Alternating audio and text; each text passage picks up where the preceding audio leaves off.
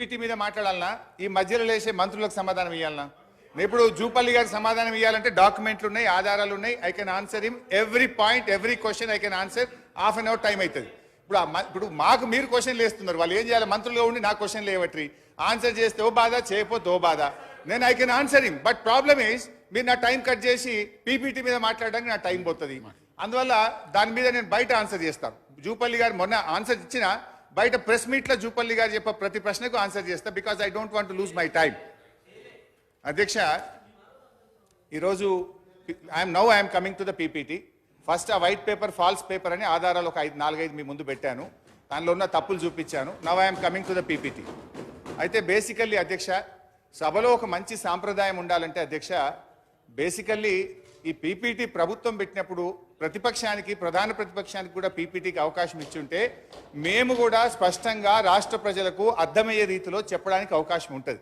కానీ బేసికల్లీ మాకు అవకాశం లేకపోవడం వల్ల వన్ సైడ్ ఆఫ్ ద వెర్షనే ప్రజలకు పోతా ఉంది, సభ్యులకు పోతా ఉంది. మా వెర్షన్ పోకపోవడం అనేది నిజంగా మాకు ఈ అవకాశం రాకపోవడం చాలా అన్యాయం, చాలా బాధకరం.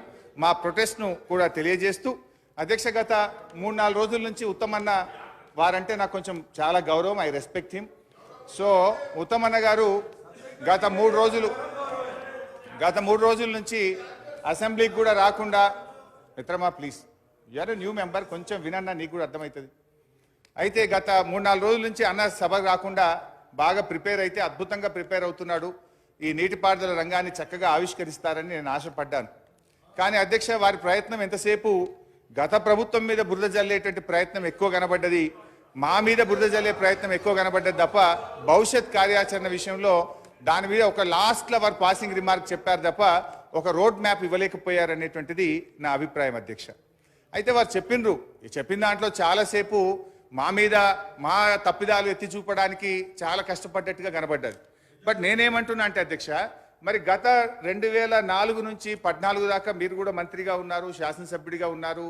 గత ప్రభుత్వం చేసిన తప్పిదాలను, ఆ 2004 నుంచి 14 దాకా జరిగిన తప్పిదాలు కూడా ఈ పీపీటీలో నిజాలు ప్రజల ముందు పెట్టుంటే చాలా బాగుండేది అధ్యక్ష. అయితే ఎందుకంటున్నంటే అధ్యక్ష, గతంలో స్టార్ట్ చేసినటువంటి ప్రాణహిత చేవెళ్ల ప్రాజెక్టు ఆ రోజు జీవో నంబర్ 124 ద్వారా 17,825 కోట్లు మంజూరు చేశారు. సంవత్సరంన్నర లోపే ఆ జీవోను మళ్ళీ మార్చి జీవో నంబర్ 238 ద్వారా 38,500 కోట్ల రూపాయలకు ప్రాజెక్ట్ కాస్ట్ పెంచారు. ఏమి పనులు చేయకుండానే 17,825 నుంచి 38,500 కోట్లకు పెంచారు. నంబర్ 1 అధ్యక్ష. నంబర్ 2, ఆ రోజు ఒక ప్రాజెక్టుకు 4 జిల్లాల్లో శంకుస్థాపన చేసిన ప్రాజెక్ట్ ఈ భారతదేశంలో ఏదన్నా ఉందంటే అది ఒకే ఒక్కటి ప్రాణహిత చేవెళ్ల ప్రాజెక్టు. 4 జిల్లాలో అప్పటి కాంగ్రెస్ ముఖ్యమంత్రి గారు జిల్లాకు ఫౌండేషన్ వేసి ఇక 4 ఏళ్లలో మీ కాళేశ్వరం ప్రాణహిత నీళ్లు వస్తా ఉన్నాయి, 4 సంవత్సరాల్లో తెలంగాణ సస్యశ్యామలం అవుతుందని చెప్పి మరి టీవీల్లో అడ్వర్టైజ్మెంట్లు, పేపర్లలో ఫుల్ పేజ్ యాడ్లు ఇచ్చారు. కానీ కరెక్ట్గా అధ్యక్ష, ఆనాటి కాంగ్రెస్ ప్రభుత్వం 4 ఏళ్ల తర్వాత నిజంగా ఎంత ఖర్చు పెట్టింది, ఎన్ని ఎకరాలకు నీళ్లు ఇచ్చింది అని ఒక్కసారి మనం పరిశీలిస్తే అధ్యక్ష, 4 ఏళ్ళు 2007-8లో కొబ్బరికాయ కొట్టారు అధ్యక్ష. 2012 నాటికి ఒక్కసారి మనం చూస్తే ఆ రోజు ఆ ప్రభుత్వం ఖర్చు పెట్టింది 168 కోట్ల రూపాయలు మాత్రమే ఖర్చు పెట్టారు. అంటే 38,500 కోట్లలో 168 కోట్లు ఖర్చు పెట్టారు. మొబిలైజేషన్, అడ్వాన్స్ అండ్ సర్వేల పేరు మీద 1,426 కోట్ల రూపాయలు బిల్లులు లేపారు అధ్యక్ష. అంటే పనిచేసిన తక్కువ, సర్వే, మొబిలైజేషన్, అడ్వాన్స్ పేరు మీద ఎత్తిన బిల్లులు ఎక్కువ. ఈ విషయాన్ని కూడా గౌరవనీయులైనటువంటి మంత్రి గారు చెప్పుంటే బాగుండేది అధ్యక్ష. అయితే అధ్యక్ష, tender percent I'm not yielding sir, I'm not yielding sir, I'm not yielding, I'm not yielding, this is not the way, let me complete sir. అధ్యక్ష అయితే ఈ ప్రభుత్వం అధ్యక్ష సార్ గౌరవ సభ్యులు హరీష్ రావు సాబ్ లేచి కేఆర్ఎంపీ మాట్లాడే, మా బట్టన్న లేచి అదేంది మన రాజీవ్ సాగర్, ఇందిరా సాగర్ అని. నేను ఈ అన్నకు చెప్పాలన్నా, ఆ అన్నకు చెప్పాలన్నా, ఈ అన్నకు చెప్పాలన్నా, వైట్ పేపర్ మాట్లాడాలన్నా? టైం ఇవ్వండి, అందరికి చెప్తా. టైం ఇవ్వండి, రాత్రి 12 అయినా ఒక్కరికి సమాధానం చెప్పే సత్తా నాకున్నది. ఈ time time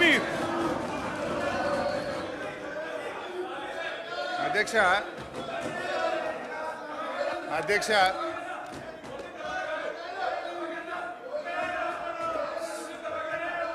sir speaker sir speaker sir speaker sir నేను కేవలం వైట్ పేపర్ మీద అంత 8 నిమిషాలు మాట్లాడలేదు. సబ్జెక్ట్ అంతా డీవియేట్ అవుతుంది.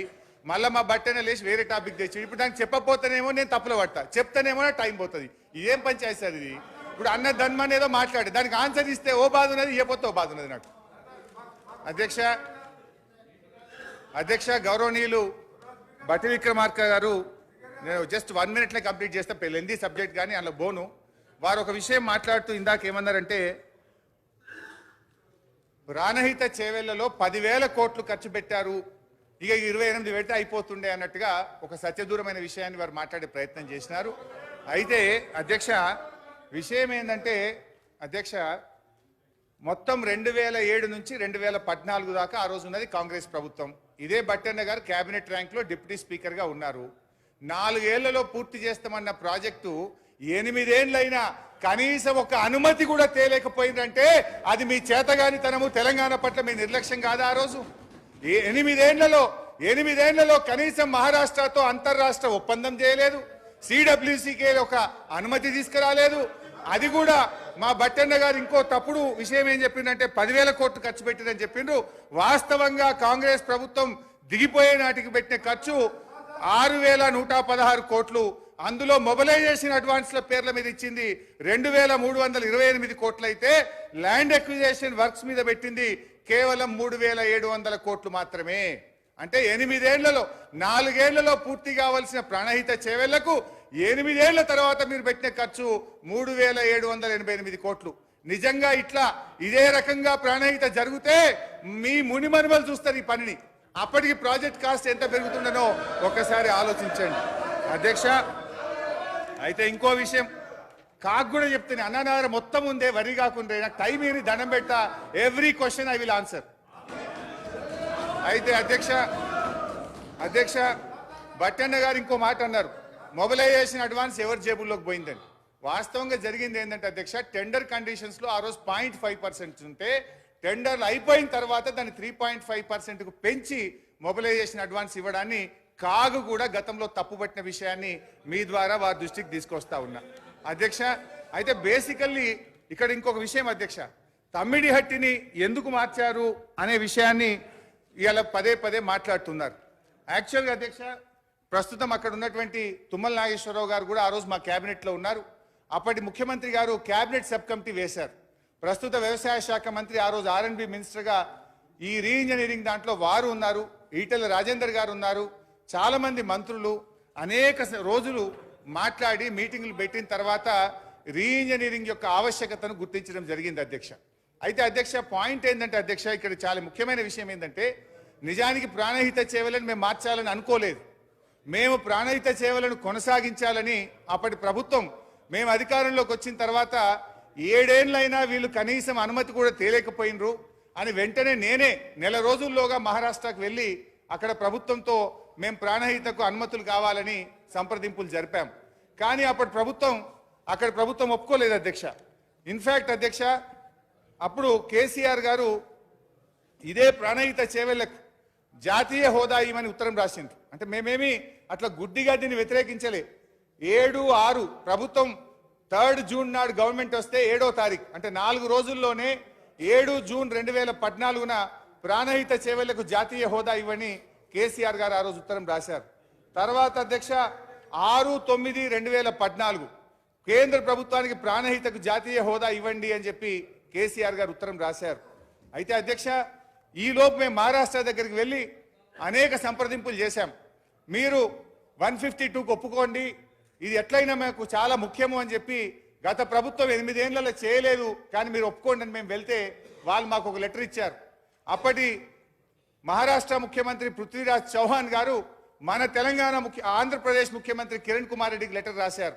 మీరు అసలు మా అనుమతి లేకుండా మా పర్మిషన్ లేకుండా ఇష్టం ఉన్నట్టు ప్రాజెక్ట్ మీద ఖర్చులు పెడతా ఉన్నారు, this will be the futile expenditure, ఈ డబ్బంతా కూడా వృధా కాబోతుంది అని చెప్పి ఇది మహారాష్ట్ర చీఫ్ మినిస్టర్ మన రాష్ట్రానికి లెటర్ రాసిండ్రు. మా అనుమతి లేదు, మీరు ఇష్టం ఉన్నట్టుగా డబ్బులు ఖర్చు పెడుతున్నారు, ఇదంతా కూడా ఆయన ఏమన్నాడు అన్ఫ్రూట్ఫుల్ ఎక్స్పెండిచర్ అవుతుందని చెప్పి రాసినారు. అయినా కూడా మీరు పట్టించుకోకుండా ఆ రోజు పనులు ముందుకు చేసినారు. అది కూడా ఎట్లా హెడ్ వదిలేసిండ్రు, తోకలు టైల్ నవ్విండ్రు. ఎవడైనా ఫస్ట్ ఏం చేయాలి? హెడ్ చేయాలి. హెడ్ చేసినాక తర్వాత కింద మనము పనులు చేయాలి. కానీ గత ప్రభుత్వం తలా తోక లేకుండా పనులు చేసింది. అయితే అధ్యక్ష, ప్రాణహిత విషయంలో అయితే అసలు ఎందుకు రీఇంజనీరింగ్ చేయాల్సి వచ్చిందో ఇది సెంట్రల్ వాటర్ కమిషన్ లేఖ అధ్యక్ష. ఎప్పుడు రాసింది ఇది central water commission? 4/3/2015. As such, the availability of surplus from upstream states as estimated at barrage site may not be reliability available in future. The project are advised to review the quantum of divertible flows from Pranahita barrage site considering the overall availability at the location, requirement of environment flows, capacity of pumping, storage, barrage, en route and command area storage, etc. అయితే ఈ రకంగా అక్కడ నీళ్ళే లేవు. అధ్యక్ష, గౌరవ సభ్యులు హరీష్ రావు గారు హరీష్ రావు స్పీకర్ సార్, ఇప్పుడు ఒకసారి డిఎండి సార్. హరీష్ రావు గారు ప్లీజ్.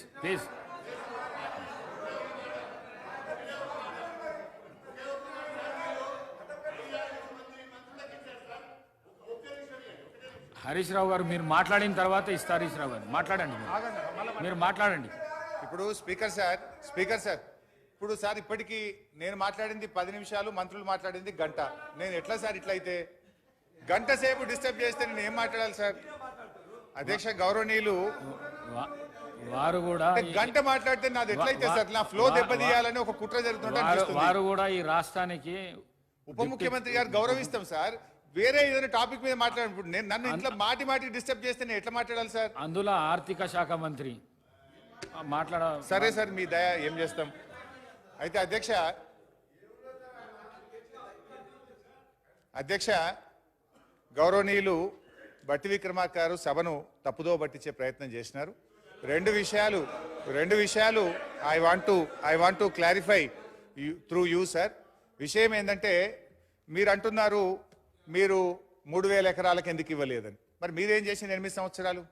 2007 నుంచి 2014 దాకా మహారాష్ట్రలో కాంగ్రెస్ గవర్నమెంట్, ఆంధ్రప్రదేశ్లో కాంగ్రెస్ గవర్నమెంట్, ఢిల్లీలో కాంగ్రెస్ గవర్నమెంట్, 3 చోట్ల కాంగ్రెస్ ప్రభుత్వమే ఉండి కనీసం తమ్మిడి హట్టికి అగ్రిమెంట్ కూడా చేయలేదంటే మీకెంత తెలంగాణ ప్రాంతం మీద మీ పార్టీకి ఏ పార్టీ ప్రేమ ఉందో అర్థమైతలేదా? 8 ఏళ్లుండి 3 చోట్ల కాంగ్రెస్ ప్రభుత్వం ఉండి అగ్రిమెంట్ కూడా చేయని మీరు ఇవాళ మమ్మల్ని విమర్శిస్తారా? ఒకటి. రెండోది అధ్యక్ష, ఇది మార్చడానికి 3,000 ఎకరాలు కాదు. కేంద్ర ప్రభుత్వం అక్కడ నీళ్లే లేవు, ప్రత్యామ్నాయం చూసుకోండి అని సెంట్రల్ వాటర్ కమిషన్ ఇచ్చిన సూచన మేరకే మార్చడం జరిగింది. రెండవది అధ్యక్ష, ఇంకొక లేఖలో మీ యొక్క రిజర్వాయర్ల కెపాసిటీ సరిపోదు, పెంచుకోండి అని సిడబ్ల్యూసి సూచిస్తే 14 టీఎంసీల సామర్థ్యం నుంచి 141 టీఎంసీలకు పెంచుకున్నాం. వీటన్ని కారణాల చేత దాన్ని మనం రీఇంజనీరింగ్ చేసుకోవాల్సి వచ్చింది. Now I'm coming to subject. ఎందుకంటే ఇంతసేపు వారికి ఆన్సర్ చేయాల్సి వచ్చింది. ఇంకా డీటెయిల్గా చెప్పాలి కానీ నా టైం పోద్దని చెప్తలేను. అధ్యక్ష, ఇవాళ విషయం ఏంటంటే అధ్యక్ష, ఇప్పుడు ఎవరు ఎంత చెప్పినా గౌరవనీయులు ఉత్తమన్న గారు మొన్నెక్కడో మాట్లాడుతూ అసలు ఉమ్మడి ఆంధ్రప్రదేశే చాలా బాగుండే, అప్పటికంటే తెలంగాణ రాష్ట్రంలో అన్యాయం జరిగిందనే విధంగా వారు స్టేట్మెంట్ ఇచ్చారు. అధ్యక్ష ఇలా ఉమ్మడి ఆంధ్రప్రదేశ్లో మన పరిస్థితి ఏంటి అధ్యక్ష? ఆనాటి 10 జిల్లాల తెలంగాణలో 9 జిల్లాలు వెనుకబడిన జిల్లాలని నాటి ప్లానింగ్ కమిషన్ గుర్తించింది. అంటే ఉమ్మడి ఆంధ్రప్రదేశ్లో మీ పాలన అంత గొప్పగుండే. అధ్యక్ష ఇలా ఉమ్మడి ఆంధ్రప్రదేశ్ గురించి అధ్యక్ష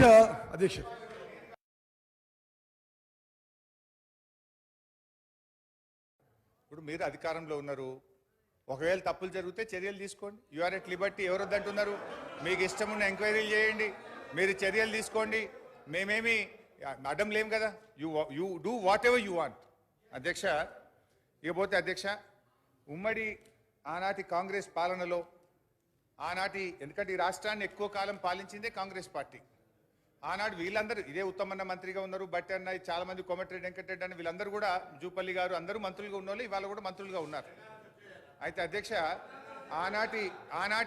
ఆనాటి కాంగ్రెస్ పాలన మీద కలమెత్తని కవి లేడు, గలమెత్తని గాయకుడు లేడు. ఎందుకంటే అధ్యక్ష ఒక ఇవాళటి పాట కాదు అధ్యక్ష, ఆనాటి కాంగ్రెస్ పాలన మీద గద్దరన్న ఏమన్నాడో ఒకసారి వినిపిస్తా.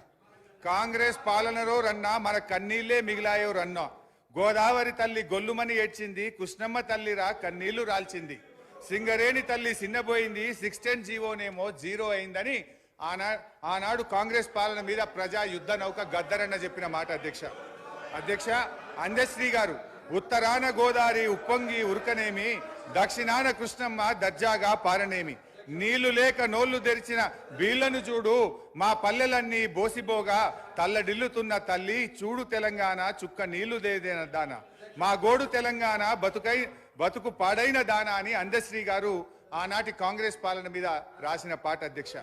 మరో కవి జయరాజు గారు అధ్యక్ష, వానమ్మ వానమ్మ ఒక్కసారన్న వచ్చిపోవనమ్మా, చేలల్ల నీళ్లు లేవు చెలకల్ల నీళ్లు లేవు, నిన్ను నమ్మిన రైతు కళ్ళల్ల నీళ్లు లేవు అని చెప్పి మన జయరాజ్ గారు ప్రముఖ కవి ఆనాటి కాంగ్రెస్ పాలన మీద రాశారు అధ్యక్ష. అయితే అధ్యక్ష, మరి ఈరోజు బీఆర్ఎస్ ప్రభుత్వం వచ్చిన తర్వాత ఈ రాష్ట్రంలో సాగునీటి లభ్యత పెరిగింది, చెరువుల నిండా నీళ్లు వచ్చినాయి, భూగర్భ జలాలు పెరిగినాయి, సాగు విస్తీర్ణం పెరిగింది, పంట ఉత్పత్తి పెరిగింది, చేపల ఉత్పత్తి పెరిగింది. ఇది నిజం అధ్యక్ష, ఇది రైతుల అనుభవంలో కూడా ఉన్నది అధ్యక్ష. ఈరోజు